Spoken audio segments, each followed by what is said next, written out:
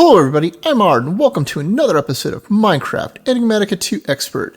Today, we're finally going to delve back into Botania and actually move forward now that we've unlocked the Celestial Altar for Astral Sorcery. So now, we can actually build the Elven portal. But first, I learned a new trick that I wasn't aware of that will actually make this process a lot easier, and it makes me feel very, very foolish. Did you know that you can take mystical petals from the flowers from this pack and bury them in the ground, and then fertilize them with bone meal, and they'll give you the tall flowers, which you can then chop down with shears. And those 4 that you just made will make 16 petals, so that you can easily make more petals of the same color as long as you've got at least 1 to start with. I did not ever know this, and I've been using Botania for years, so I'm not smart. I've been making floral fertilizer, and that's not a fast way of doing this, folks. Let me tell you. So don't fall down this hole. Make sure that you know there's an easier way. The reason we need more flower petals is because we need it to make the portal, because we need to make more mana pools. And in this pack, in case you've forgotten, the mana pools are a giant pain to make because they require blocks of light gray and white petals. So I just turned what could have been like 15 to 20 minutes of the work down into a couple of seconds. So yeah. Anyhow, coming back into the quest book for Botania, we were stuck at the Elven Gateway previously. And that's because we were unable to make the Elven Gateway core, because it required the Celestial Altar. And now we have all of these parts, and we can easily make this. So I'm going to gather everything together and wait for nightfall. And we are officially unblocked. Okay, in theory, I have this set up correctly. If you look inside the Lexica Botania for instructions for it, it'll tell you what pieces you need, which includes 2 mana pools and 2 nature pylons. And it will show you how it needs to be set up. It's basically the Elven core in the bottom center, and then glimmering living wood around, and otherwise it just looks like a portal. The mana pool and pylons just have to be within, I think, 11 blocks of the core. So they just have to be nearby. And then you tap the core with your Wand of Nature. And there we go, the portal is all lit up. Now, I should note that this constantly drains mana, but the cost to drain the mana is less than the cost to open the portal initially. And I loaded up these mana pools currently with mana from a mana tablet that I drained my normal pools from, but we will need to solve that problem shortly. Now, what you do with this portal is you chuck things in it and it transmutes them into other things. And the very first thing you should chuck in there is the Lexica Botania, which spits it back out with new information in it. But the most important thing is it adds new recipes to the book, including the list of all of the resources you can trade. But to be clear, you can get this all from JEI as well. So it's like living wood into dreamwood, mana steel into elementium, which we're getting from our mob farm anyways, mana pearls into pixie dust, which is one of the important ones that we need soon, mana diamonds into dragonstone, and nether quartz into elven quartz, and mana glass into elf glass. So I have stacks of all these things. I'm gonna go chuck them in right now.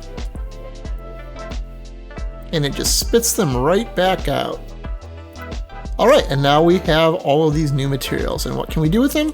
Well, we can solve the mana pool problem, because one of the things that this lets us do is upgrade our sparks with spark augments. And we should look in the Lexica Botania will now tell you how all of these work. But the important part is one of these will let you transfer mana between mana pools with sparks instead of just needing to use a spreader or manually hauling tablets around. In this case, the spark that we want is the dominant spark to pull mana pool from our main mana pool grid over there. And the dominant spark is not that hard to make because it's 3 rune of fire plus pixie dust plus a mana steel ingot. All of these sparks are the same thing, just different runes. And of course, since I forgot that these were actual craft recipes, the runes are actually consumed, which is unfortunate. But I have all of the sparks made now. Alright, and now you can see that I've applied the rune, it's now absorbing mana from the pool. And now that I've made another fire rune and made a second dominant spark augment, you can see that both of the mana pools are now staying full. So I'm actually using up some of the mana that I've been sitting on full for, I don't know, months now and not been using. Although you notice the pools over here are kind of anemic because I converted a ton of materials not too long ago to toss them into the portal. So these should refill no problem. I'm not making a ton of mana, but the portal itself really doesn't use that much. So I guess the next thing we can do is upgrade our mana pools with another catalyst. the Conjuration Catalyst, because now we have the pixie dust we need to make it. We just need to make another alchemy catalyst first. And that was pretty easily made, and now all we have to do is do what we did with the alchemy catalyst and put it under one of our mana pools.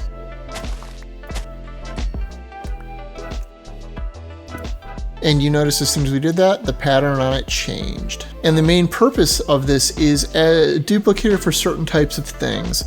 So in this case, it might actually be useful to us for glowstone dust because we don't have a big supply of it currently. But the main use for it, I think, in this pack, as far as I can tell really, is for the materials for Psi, to duplicate those. Because honestly, I don't know how hard those are to get in Psi. I really don't. I have spent a little bit of time playing with it in the past when I did this pack one time previously, but I didn't get very far into it because it just wasn't that interesting, and as far as I can tell, it isn't required for progression at all in this pack. He just kind of slapped it in for the lulz. Alright, so I guess we should continue on through the quest book and get some more Botania cleaned up. And I was thinking we would actually knock out the next two mana spreaders, the Pulse Mana Spreader and the Elven Mana Spreader. The Pulse Mana Spreader is just a normal mana spreader with redstone, and what it does is it only sends out mana if it receives a redstone signal.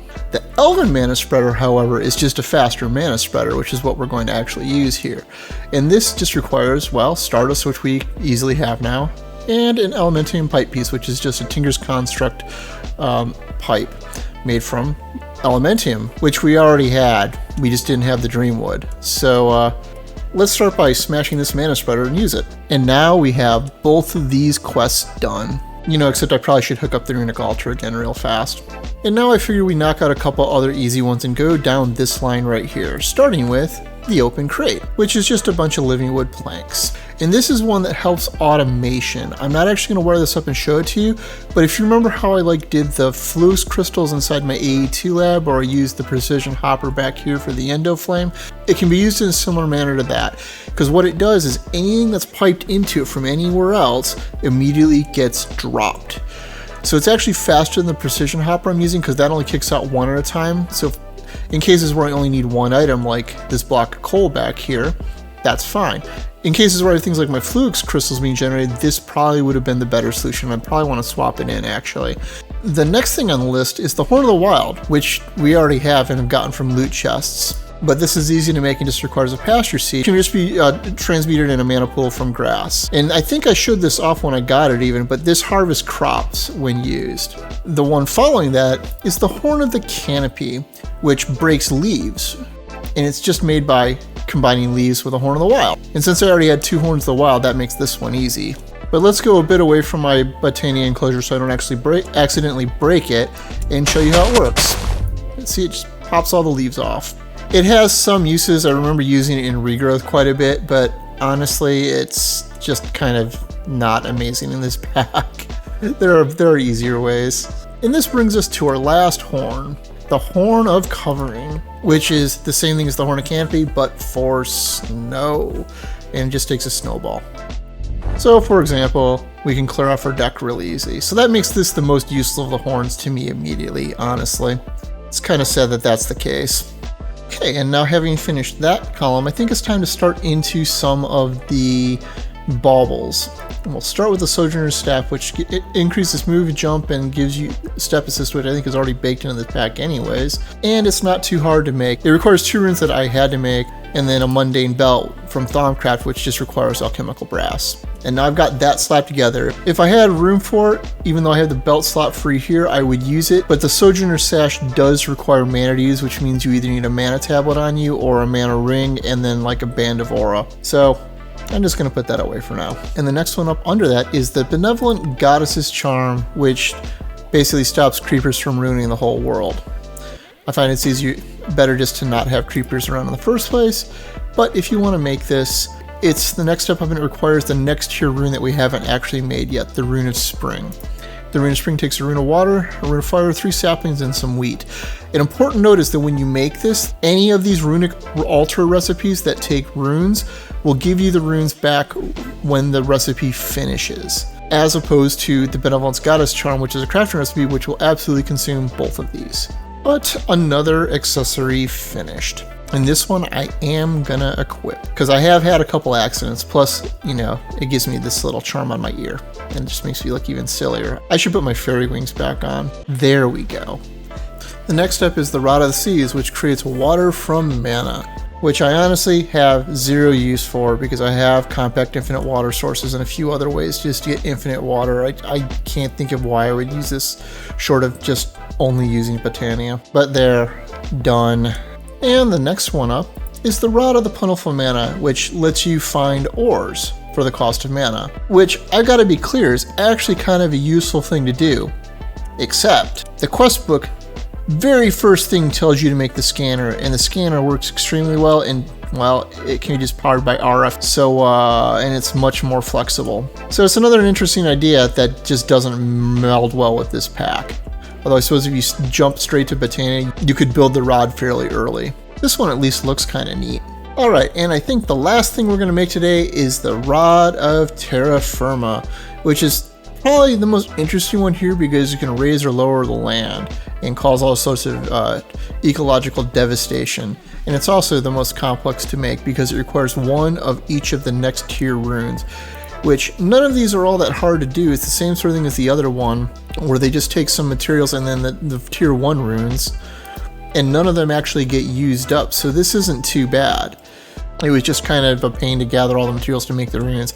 I really need to figure out how to go about automating those, but that takes effort.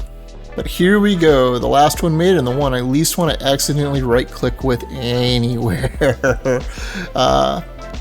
I have no functional use for this. It's going in a box because this is just too dangerous to be lying around right now. On that note, I think it's time to go grab a couple episodes worth of loot chests to see what complete garbage we get today. So many, they just spewed all over the ground. Looks like there's 29 of them. Bricks. Another Tinker's Construct upgrade I don't need. Pizza. More free fire mills, but junk at this point. Experience pylon that I definitely don't need at this point. Pancakes! That I also have not eaten. Char siu, more food. Another colored block crafter that I still haven't shown you guys how this works. Another chemical thrower that I don't need. More blocks. Oh, coleslaw burger that we haven't eaten. More food. Free signal conversion kits at least. A Boswick resonator we definitely don't need. More coleslaw burgers. Another shield that we don't need. Experience that we don't need. A Rod of Shifting Crust, which I think we've gotten, but I can't remember, and I'm probably not going to use. Another one of these. Avocado sapling, which we can buy cheaply. Another deep dark portal that I'm afraid to put down. More food. Cactuses. More food. Another thermal expansion free upgrade that we can make easily. More blocks. Pistons. I'll take pistons, although I have that automated now. Core slars, which we can easily get, and a market, which we can easily make and have in the basement already. So, yep, that was pretty much complete garbage. Didn't really get anything of value that time, but win some, you lose some. As always, I'm Ard. Thank you for watching, and have a good day.